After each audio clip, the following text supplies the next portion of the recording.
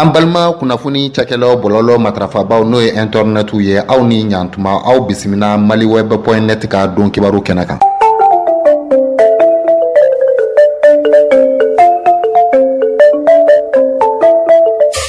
Maliweb.net ka bi don kibaru kɔnɔna la o kumanen bɛ dɛmɛ ani jukɔrɔma tintin min n'o kɔni b'a la ka ta ka ɲɛsin furancɛ fanga ma ko Imam Mahmud Diko ani Yoro Sirifukɛ k'u ka yetaw ye kelen ye wa ko alamisa tɛmɛnen mɛ kalo tile 26 sigikafɔ ani jɛrɛ min n'o kɔni sigira Forum de Bamako ale tako 22 tɔgɔ la ko Imam Mahmud Diko ale kɔni ye jalaki boloda ka ɲɛsin furancɛ fanga ma ɲɛmaw k'a fɔ u b'a la ka kana gɛlɛya ani kunkolo gɛlɛya min ni ka o ta ka ɲɛsin diɲɛma ma n'o ye communauté internationale ye n'o b'a la ka kɛ sababu ye ka jamana kɔnɔdenw ni ka olu ta kɔla ani bala na n'u ko ma ko otage ko fan wɛrɛ fɛnɛ fɛ laadala ko la juma fɛ kutuba min n'o kɔni bi kalan Mahmudu Diko ale kɔni ye nin kumakan in tigɛ a dala donni min kama ko jugujɛ yɛrɛ fɛnɛ Yoro Sirifukɛ n'o ye Buye Ayidara ye k'ale fɛnɛ bɔra a ka kutuba kɔnɔna la k'a fɔ ko hali sini ale ka dɛmɛ n'a ka jukɔrɔma tintin ko kɔni b'a la ka ta ka ɲɛsin furancɛ fanga o ma jamana kɔnɔna la ko maa bɛ se k'a fɔ k'an ka diinɛ murukalatigi maa ɲɛma fila ko n'olu bɛɛ lajɛlen kɔni k'u da bɛ file kelen na ko nin bɛna na kɛ a siɲɛ fɔlɔ kɔni ye u da kɔni ka fɔ ɲɔgɔn kɔ nin ka ɲɛsin furancɛ fanga ale kɔni ka jukɔrɔma tintin okumu kɔnɔna ma ko sabula don kibaru dila laban na ni ka ɲininkali to min sigi ko yalama nunu kɔni ka ɲɔgɔn faamuyabaliya ka ɲɛsin jukɔrɔma tintin furancɛ fanga okumu kɔnɔna ko Imam Badlabugu ani Yoro Sirifukɛ ko mun de bɛna se ka fɔ u ka ɲɔgɔn faamuyabaliya in sabula ko Imam Mahmud Diko ka kuma kɔnɔna la k'a ye a jira k'a fɔ k'ale kɔni bɛna kuma ni k'a kanu ka ɲɛsin faso Maliba de ma bi na ko kuma kɔni tɛ dɔwɛrɛ ko fɔ bi ko n'i ye jamana kɔnɔdenw ta k'a lajɛ k'u tɔɔrɔlen don k'u kɔni tan bɛ kɔlan ani bala na gouvernement ale ka kunkolo gɛlɛya a n'a ka kana gɛlɛya sabula ko diɲɛma fɛnɛ n'o ye communauté internationale ye k'o fɛnɛ kɛn bɛ ka i jɔ jimefɔla jɔyɔrɔ la ka sababuya kɔni kɛ ko jamana kɔnɔdenw k'olu kɔni b'a la ni ka fato dɔɔni sɛngɛjugu ani minɔgɔ ka taa se lakanabaliya ani fariya wale tigilamaw an kan ka wuli ka jɔ min ni ka o kɛ ka ɲɛsin olu ma n'an t'a la ka se ka fɛɛrɛ sɔrɔ o la k'o de kɛra Imam Mahmud Diko a ka kuma la kumabaw ye 22e édition Forum de Bamako o kɛnɛ kana la kumasen minnu n'olu kɔni bɔra ka bin ka ɲɛsin bɛn ani cɛlabɛn ka taa se ɲɛta ni sɔrɔ jidili ani musow jɔyɔrɔ ko Imam Mahmud Diko ye ŋɛɲɛ ɲimili min ni ka o kɛ k'o kuma kɔni walawala ko kɔni taara ka bila kunnafoni foroba barokɛyɔrɔw sanfɛla la n'o ye réseaux sociaux ye ani don kibaru di nasiraw ko lɛrɛ 24 o kɔfɛ n'o bɛnna juma mɛ kalo tile 27 ma ko laadala ko la kutuba min n'o kɔni bi kalan Yoro Sirifukɛ n'o ye Mohamed Ould Cheikhne Amaoula Ayidara ye n'u bɛ ale wele Buye k'ale kɔni ye a ka jɔkɛlaw nɛ a ka kuntilenna ni ka o yira ka ɲɛsin furancɛ fanga ma ko kuntilenna min n'a kɔni ye o kurakuraya n'o ye jukɔrɔma tɛntɛn ka ɲɛsin colonel Asimi Goïta ni a ka gouvernement ma k'a ka kumakan kɔnɔna la k'a ko diɲɛ fan bɛɛ lajɛlen na ko ɲɛmaw kɔni kan ka walew de kɛ min bɛ kɛ sababu ye u bɛ se ka bonya cogo min na n'o sababuya kɔni bɔn bɛ fanga min n'o bɛ u bolo k'a ye a jira fɛnɛ k'a fɔ k'a man di jamana si ye k'i ka lamaloya walama k'i don lebu kurun kɔnɔ ka taa yira damayira danga na diɲɛ jamanaba setigiba wɛrɛ kɔni fɛ hali n'a y'a sɔrɔ seba ko de kɔni bɛ i ye k'ale Buye kun k'ale kɔni ka kuntilenna k'o kɔni dɔnnen don n'o de ye dɛmɛ ani dɛmɛ ye ka ɲɛsin furancɛ fanga ma ɲɛmaw u b'a la ka wuli ka jɔ ni cɛsiri min ni ka o kɛ yaasa ka se ka Mali ka danbe a n'a ka hɔrɔnya ni ka o sigi a ma k'a ye a jira tuguni k'a fɔ k'an bɛɛ lajɛlen kɔni lamaloya la ani an ka jamana k'o kɛra diɲɛ bɛɛ lajɛlen kɔni ɲɛna n'o sababuya kɔni bɔra an ka jamana maraba kelen olu la ko bi ko fanga wɛrɛ kɔni bi an kunna n'o ye lakana tigilamaw ye n'olu kɔni b'a la ka ɲɛta kura ni ka o kɔni don an ka jamana kɔnɔ n'o b'a la ka kɛ sababu ye an ka danbe kura ani an ka hɔrɔnya o bɛ ka segin an ma cogo min na ko de sabula ale kɔni bi segi a kan tuguni ko kura ye k'a fɔ k'a ka dɛmɛ ni dɛmɛ k'o bi ɲɛsin nin furancɛ fanga in ma k'a bi laban k'a ɲini a ka kalanden cɛ ani muso denmisɛn ani maabakɔrɔ k'u ka dɛmɛ k'o ka ɲɛsin furancɛ fanga ma k'o kɛra Cheick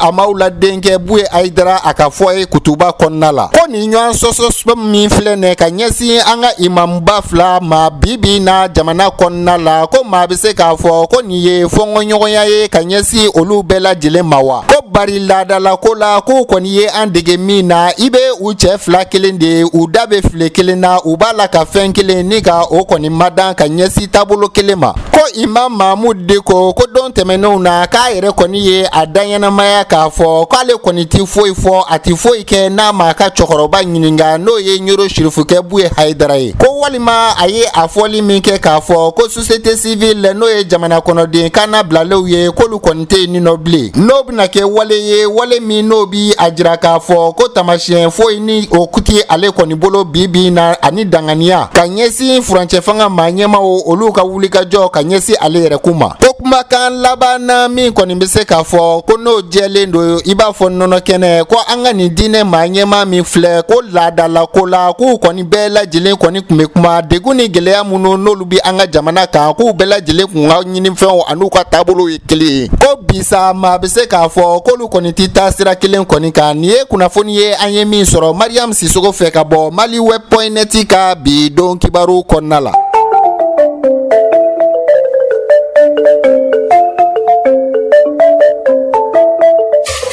Ali bi maliweb.net ka bi don kibaru kɔnɔna la u kumanen bɛ nɔgɔ min n'o bɛ kɛ sɛnɛfɛnw kɔrɔla la ko Irisi jamana labɛnnen don ka Mali dɛmɛ ni kana nɔgɔ di u ma k'u ye layidu minnu ni ka olu ta ka jɔ o kɔrɔ ka ɲɛsin faso Maliba ma k'a fɔ k'u na alikama ka taa se taji ani kuran ni ka o daɲɛnamaya Mali ani malidenw ye ko Irisi jamana ye a tigɛ a da la k'a fɔ k'u na nɔgɔ n'o ye angɛrɛ ye o tɔni 500,000 ni ka o kɔni di Mali ma u ka campagne agricole san 2022 ka taa bila san 2023 la ko nin waati laban ninnu kɔnɔna la ko kunnafoni jatigi tan dɔw kɔni carilen bɛ fan bɛɛ lajɛlen ani don kibaru di nasiraw olu kɔni fɛ fo ka taa bila kunnafoni foroba barokɛyɔrɔw la k'a fɔ ko ɲinan san sɛnɛ n'o ye campagne agricole ye san 2022 ka taa bila san 2023 la ko kɔni bi kasara danga na ka sababuya kɛ ɲɔgɔntanya ye ko kɔmasegi jaabi la minisiri min ɲɛsinnen don sɔrɔ ko koɲɛ ma jamana kɔnɔ n'o ye ministre de l'économie et des finances Al-Husseini Sanu k'ale kɔni ka wulikajɔ a n'a ye taama min ni ka o kɛ ka taa Irisi jamana la ani gouvernement ministre dɔw janko ka taa se an ka jamana ani jamana wɛrɛ cɛla ministre n'o ye Ablaye Diop ye ni ka taa bila dugu jukɔrɔ nafolo ministre n'o ye Lamini Seydou Traoré ko taama kɔnɔna la ko kɔni ye danganiya kɔni di k'a fɔ ko jɔyɔrɔ min n'o kɔni tun bɛ an ka sɛnɛkɛlaw la nɔgɔko hukumu kɔnɔna la ko Irisi jamana ye layidu ta k'a fɔ k'u na a bɔ a sira fɛ yaasa lafiya o bɛ se ka na cogo min na ko faso ka jabarani ORTM olu ka don kibaru dila min n'o tun bɛ Irisi la faaba kɔnɔ Moscou ko minisiri ye a jira k'a fɔ ko bi kɔni na ko n'i ye jago yɛrɛ kɔni lajɛ k'a kɛ n bɛ 300 ani 400 ko dunfɛnw sɔngɔ ko dɔ de b'a la ka ko ka fara o ka diɲɛ dongo don fɛn min yɛrɛ bɛ kɛ sababu ye ne dunfɛnw olu yɛrɛ kɔni bɛ u yɛrɛ sɔrɔ n'o ye nɔgɔ ye ko wulikajɔ bɛna kɛ yaasa sɛnɛkɛlaw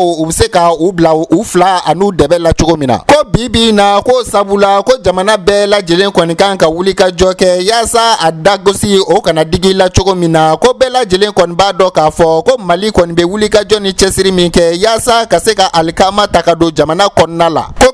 kalo ko kɔni bi bɛn tɔni 47 bɔɲɔgɔnko ma ko bisa ko olu kɔni b'a dɔn k'a fɔ ko janvier kalo tɛmɛnen i kɔrɔ san 2021 ko sɔngɔ min n'o kɔni n'an bɛ deli k'a ta o la n'o ye tɔni 47 ko dɔ farala o jɔkundama kan ni siɲɛ 5 bɔɲɔgɔnko ye k'a kɔni ɲɛci ka bon hakili falen o kɔni ka boloda jamanaw olu kɔni ni ɲɔgɔn cɛ yaasa sɔngɔko a bɛ se ka jigin k'a bɛɛ lajɛlen kɔni jufada ma k'o kɛra ministre Al-Husseini Sanu ale ka fɔ ye a laban ni k'a jira k'a fɔ ko bɛnkan caman kɔni bɛ yen nɔ ko olu kɔni bɛɛ lajɛlen min na waleya nka yanni o cɛ ko jamana maa ɲɛmaw k'a tɔ ye olu k'u ka hakilinaw olu kɔni di yaasa ɲinifɛnw olu bɛ se ka kɛ sɔrɔfɛn cogo min na ko n'i ye ye taji yɛrɛ fɛnɛ ta k'a lajɛ k'a ye a jira k'a fɔ ko Mali bɛ doni taji miliyɔn 200 litiri de pétrole la san o san, ko u kɔni ye kumaɲɔgɔnya nafama caaman kɔni kɛ o sɔngɔko la, ko bari ko Irisi jamana k'ale kɔni bɛ taji ni ka o kɔni bɔ ka feere diɲɛ jamana caaman ma, ko kumaɲɔgɔnyaw fɛnɛ bi sen na min bɛ kɛ sababu ye an bɛ se ka pétrole caaman sɔrɔ sɔngɔ damatɛmɛja la cogo min na, ko an ka chemin de fer n'o ye terrain sira ye o fɛnɛ bɛ se ka bila sen kan cogo min na. Ministre Al-Husseini Sanu ye a jira k'a fɔ k'u ni u jɛɲɔgɔn ministre minnu bɛ Irisi jamana tɔgɔ la k'u kɔni ye kumaɲɔgɔnyaw ni ka olu kɔni bolo da terrain ko bɛ se ka sigi sen kan cogo min na, ko wa ko don n'a nataw la ko terrain ko sira fɛ ko Irisi la dɔnni karamɔgɔw k'olu kɔni bɛna na an ka jamana kɔnɔna la yaasa ka se ka ɲɛmada kɛ ka ɲɛsin an ka terrain ko a bɛ se ka bila sen kan teliya la cogo min na, ko dɔ fara dɔ kan o bɛ kɛ sababu ye k'a sɛbɛkɔrɔ bugu ko min ye nɔgɔko n'o ye suman minnu ni olu kɔni sɔngɔ yɛlɛlen bɛ bi na. Al-Husseini Sanu ye a jira k'a fɔ ko Irisi jamana k'u ye jigiya ani sigi kumaw ni ka olu kɔni boloda k'a fɔ k'u bɛna nɔgɔ caman ani a sɔngɔ damatɛmɛja ni ka o kɔni boloda n'o ye tɔni 500 bɔɲɔgɔnko ye yaasa Mali sɛnɛkɛlaw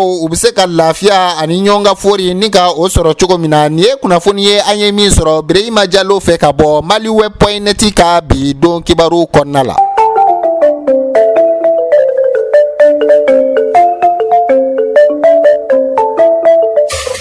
Ali bi maliweb.net ka bi don kibaru kɔnɔna la o kumanen bɛ Bankas marabolo kan k'an ka wolomasiri taba lakana tigilamaw n'o ye faamaw ye k'u kɔni ye wulikajɔba ni ka o kɛ ka ɲɛsin juguw ma, k'a kɛra sababu ye u ye dankari fariya wale tigilama terorisi maa 17 la k'u kɔni ye tɛgɛ da marafa min n'o ko ma ko PM ka taa se karabine o 2 fusil de chasse 4. Kumaɲɔgɔnya bɛ kɛ ni nɛgɛjuru nasira min ye n'u ko ma ko taliki waliki o 4 ka taa se moto 9 k'o kɛra Jalasagu Sokura ani Wankɔrɔ o fanfɛ bolo fɛ, ko kunnafoni min n'u bɛ ale wele ko communiqué n'o bɔra Mali kɛlɛbolo ɲɛmɔgɔyaso yɔrɔ n'o ye état major général des armées ye k'u ye a jira k'a fɔ ko GTA 2 n'o ye opération kɛlɛtigi Mali cɛfarinw n'u ye wulikajɔba dɔ kɛ juma mɛ kalo tile 20 ka taa bila o nɔkanda alamisa mɛ kalo tile 26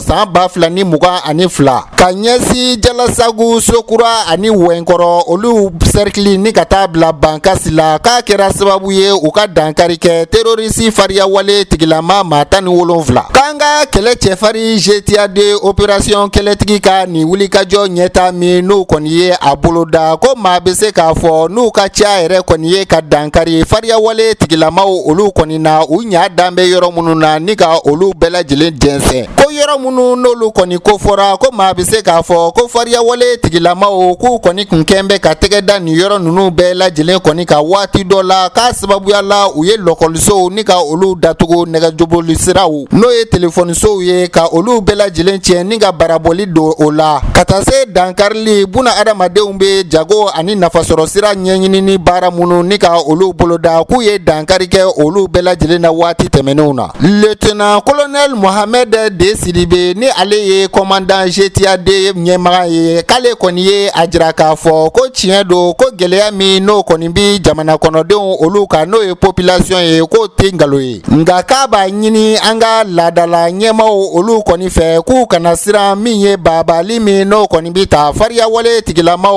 olu kɔni fɛ ka ɲɛsiw ma n'o bɛ kɛ sababu ye u ka u kɔ don u yɛrɛ ka wolomasiri taba lakana tigilamaw la k'u ka u tulofara kɛ sama tulofara ye u kana u mago don o kuma kalantanw na, ko bari a ka fɔ la ko n'i y'a ye wolomasiri taba lakana tigilamaw k'olu bi ɲɛta ani sebaya ni ka o kɔni sɔrɔ k'o kɔni dɛnnen don kunnafoni min n'o kɔni bi bɔ jamana kɔnɔden population olu de kɔni yɔrɔ. Commandant GTA 2 ɲɛma kɔni ye a jira k'a fɔ k'olu ka kɛlɛ ani cɛsiri ni ka dankari kɛ fariya wale tigilamaw olu kɔni na ko wulikajɔ wɛrɛ bɛ olu la n'o de ye gɛlɛya min n'o kɔni bɛ nin yɔrɔ kɔfɔlen ninnu na ni ka u bɛɛ lajɛlen kɔni fasiri ni ka se ka jɔ o kɔrɔ, ko ko sokura lieutenant colonel Sidibe n'a ka cɛdenw k'u kɔni ye u sogo doni ka taa poste de sécurité min ne tiɲɛni kɔni taara ka yen sɛgɛrɛ n'o sababuya bɔra fariya wale tigilamaw ye bingani wale min ta ka yen sɛgɛrɛ octobre kalo tile 13 san 2020 k'u tilala ka laban ni ka taasibila kɛ ka ɲɛsin fure minnu ne olu kɔni kaburu bɛ nin nɔ bingani wale in sabula minnu bɛ nin nɔ n'u bɔnɛna u ni na ni ka dugawu don kɛ u ye o kumakan laban na dugudenw n'o ye population ye ko olu yɛrɛ kɔni k'u ni nisɔndiya kɔni tun bɛ ɲɔgɔn na ka ɲɛsin wolomasiri taba lakana tigilamaw b'a la ka folokofalaka min kun kɛ n'o ye patrouille ye u ka dafɛlaw la n'u labanna ka bɔ ka caya yaasa ka tɛgɛrɛ warawara ka ɲɛsin an ka faamaw b'a la ka cɛsiri min kɛ a ko la nin ye kunnafoni ye an ye min sɔrɔ Jalo ani faama fɛ ka bɔ maliweb.net ka bi don kibaru kɔnɔna la.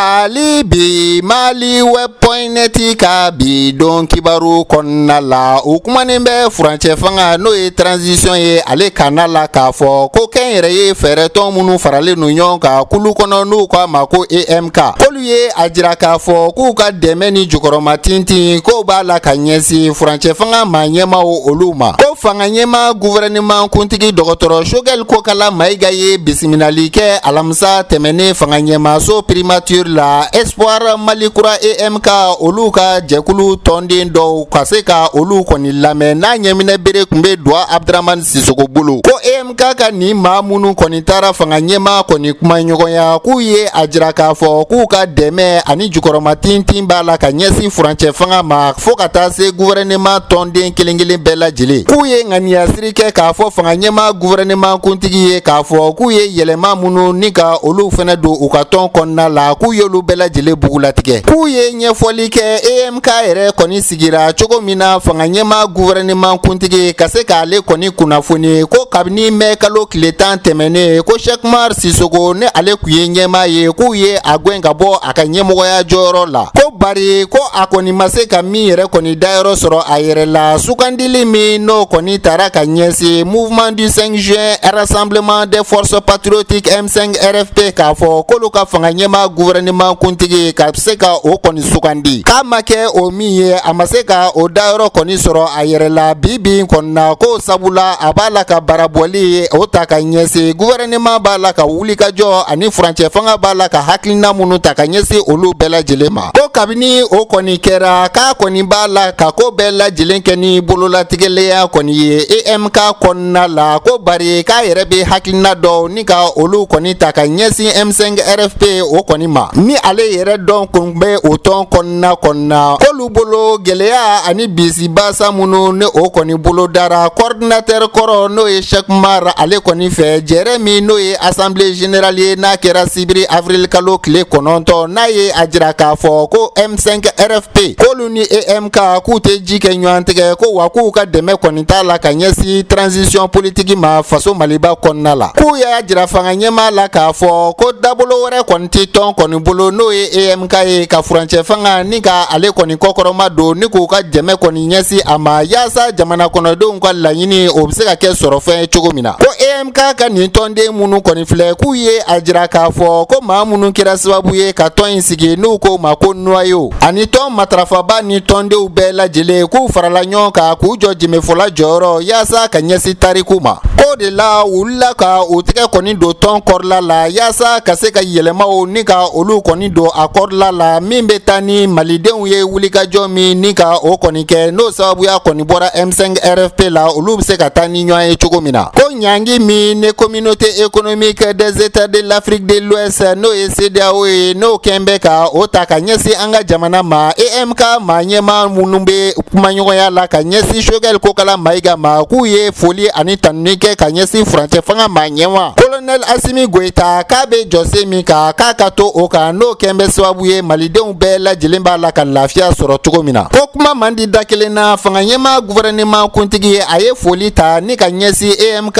tɔnden minnu ye u sen bɔ u kɔnɔkɔrɔ ni kana kuma ɲɔgɔnya k'a fɔ ko n'i ye wulikajɔ min kɔni kɛra M5 RFP fɛ ko n'i ye EMK ka jɔyɔrɔ kɔni sen bɔ a la k'a tɔ bɛɛ lajɛlen kɔni bi a dɛn ko EMK kɔni ko maa bɛ se k'a fɔ ko M5 RFP k'u tɛ se ka foyi kɔni kɛ kɛlɛ ko okumu kɔnɔ ni EMK tɔgɔ ma fɔ a la ko furancɛ fanga maa ɲɛmaaw tɔgɔ la dɔgɔtɔrɔ Choguel Kokala Mayiga ye a jira k'a fɔ k'a jigi kɔni bɛ u ka tɔn kan yaasa dɛmɛ ani dɛmɛ min n'u y'o ta ka ɲɛsin Mali ma o bɛ se ka kɛ sɔrɔfɛn cogo min na k'a labanna k'a da kan k'a fɔ ko diɲɛ jamanaba minnu filɛ ne bɛɛ lajɛlen kɔni bɛ ɲɛbɔ u fɛ k'u bɛɛ lajɛlen kɔni tɛmɛna ni gɛrɛntɛ ani ni gɛlɛya ninnu de kɔni fɛ ko maa bɛ se k'a fɔ ko furancɛ fanga maa ɲɛmaaw k'u b'a la ka baara min ni ka o kɔni boloda o ye an ka jamana ka jamanabaya o bɛ se ka segin a ma an ka danbe a n'an ka hɔrɔnya malidenw bɛ se ka o kɔni tɔnɔ bɔ cogo min na ko kumakan laban na dɔgɔtɔrɔ Choguel Kokala Mayiga k'a kɔni da sera an ka wolomasiri taba lakana tigilamaw k'olu kɔni b'a la ka hakili wasi min ta ka ɲɛsin fariya wale tigilamaw ma bi kɔni na ko sabula a ye a ɲini jamana kɔnɔden cɛ ni muso denmisɛn ni maabakɔrɔ k'an ka fara ɲɔgɔn kan ka kɛ cɛba kelen yaasa min ye furancɛ fanga ye ɲinifɛnw bɛ se ka kɛ sɔrɔfɛn a kɔnɔ cogo min na nin ye kunnafoni ye an ye min sɔrɔ maliweb.net ka bi don kibaru kɔnɔna la.